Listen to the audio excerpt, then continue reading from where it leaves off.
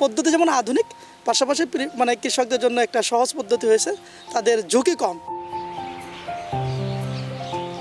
গাছের আগায় নলির সঙ্গে সুতা বেয়ে গড়িয়ে এসে খেজুরের রস মাটির ভাঁড়ে জমছে। রস সংগ্রহের এই অভিনব পদ্ধতি অবলম্বন করছেন চুয়াডাঙ্গার গাছিরা। চুয়াডাঙ্গায় পুরো জেলাতেই রয়েছে ছোট বড় অসংখ্য খেজুর গাছ। শীতের শুরুতেই গাছিরা রস সংগ্রহ করতে ব্যস্ত সময় পার করছেন। লম্বা খেজুর গাছ থেকে রস সংগ্রহ করা ঝুঁকিপূর্ণ ও সময় সাপেক্ষ।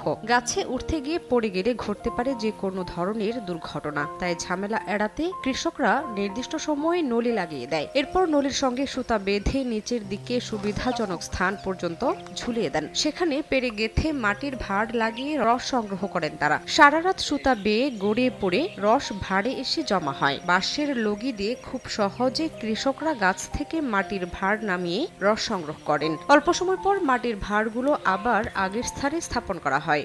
অর্ধেক পাউডারে দ্বিগুণ উজ্জ্বলতা। নতুন রিন অ্যাডভান্সড অর্ধেক পাউডারে দ্বিগুণ উজ্জ্বলতা। যখন গাছে উঠতে যাই সকালে, গাছে ওঠার সময় পা পিছলে দুর্ঘটনা ঘটে বা পড়ে যাওয়ার সম্ভাবনা থাকে।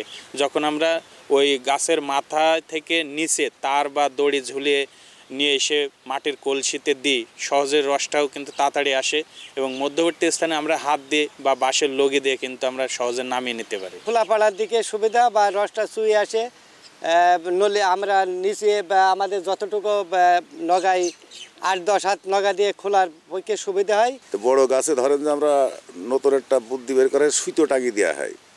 সুতোটা টাঙিয়ে সুবিধা মতন জায়গায় নিয়ে এসে ওখানে আমরা পেরেক পুঁতি, পেরেকের সাথে গোল দিয়ে ভাঁড় টাঙিয়ে দেওয়া হয় এবং সুতো বেয়ে বেয়ে রসটা ভাঁড়ের ভিতরে পড়ে। সুতার মাধ্যমে রসটা নিচে নিয়ে আসে বড় বড় গাছ থেকে, যে অত উপরে ওঠার প্রয়োজন নাই, গাছটা পড়ে যাওয়ারও কোনো ঝুঁকি থাকে না।